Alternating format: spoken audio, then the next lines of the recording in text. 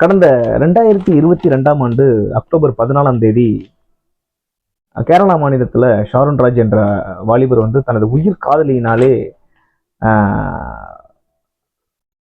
குளிர்பானத்தில் விஷமருந்து கலக்கப்பட்டு படுகொலை செய்யப்பட்டிருக்கிறார். அவர் அந்த விஷமருந்தை அறிந்து 15 நாட்கள் மருத்துவமனையில் அனுமதிக்கப்பட்டு உடல் உறுப்புகள் ஒவ்வொன்றாக செயலிழந்து மரணத்தை தழுவியிருக்கிறார். அது கொலை வழக்காக பதிவு செய்யப்பட்டு அந்த பரபரப்பான கொலை வழக்கு இன்று பரபரப்பான தீர்ப்பு வழங்கப்பட்டிருக்கிறது. எஸ் கிருஷ்மா என்ற அவருடைய காதலிக்கும் அவருடைய தாய்மாமனுக்கும் இன்று தண்டனை வழங்கப்பட்டிருக்கிறது.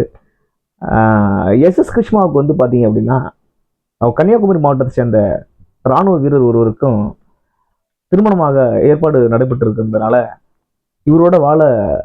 இவரோட பழகிய நாட்களை மறைக்கிறதுக்காக அவருக்கு குளிர்பானத்தில் வந்து முதல்ல வந்து பார்த்தீங்க அப்படின்னாக்கா அதிகப்படியான பாராசிட்டமல் மாத்திரையை வந்து கலந்து கொடுத்துருக்காங்க.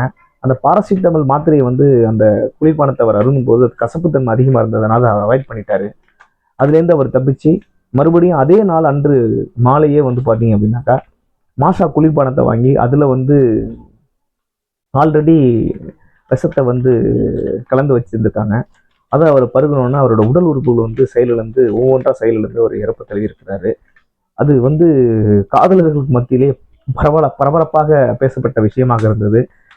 அது வந்து ஒரு நாட்டையே உலுக்கிய பயங்கரமான ஒரு சம்பவம் தான்.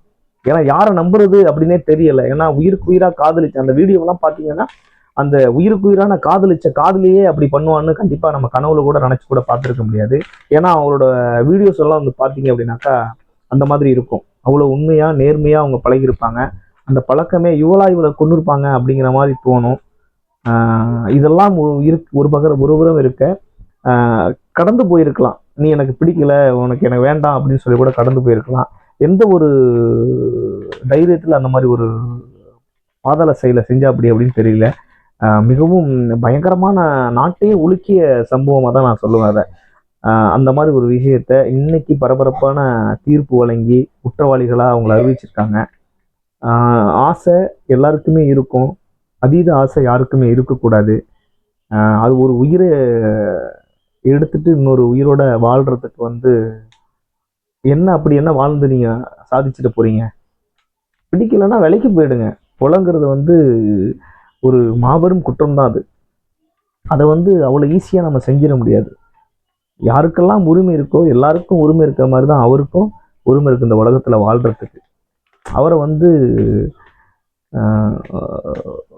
அன்பா பழகி ஏமாற்றி ஒருத்தனை கொல்றது, எதிரியா நின்று முகத்துக்கு நேராக பேசி அவனை கொண்டுடலாம். ஆனால் இந்த மாதிரி அன்பா பேசி அழகா சிரிச்சுட்டு கொல்றது ரொம்ப கஷ்டம். ஆனால் இந்த ஒரு கட்டத்தில் பரபரப்பான தீர்ப்பை வழங்கி இருக்காங்க. இந்த இதில் இது பெரும் பேசும் பொருளாக பேசப்பட்ட ஒரு சம்பவம் இது. இந்த சம்பவத்தினுடைய வீடியோ கிளிப்ஸ் வந்து உங்களுக்கு நான் அதில் ஷேர் பண்ணுறேன். கண்டிப்பாக நீங்கள் பாருங்கள்.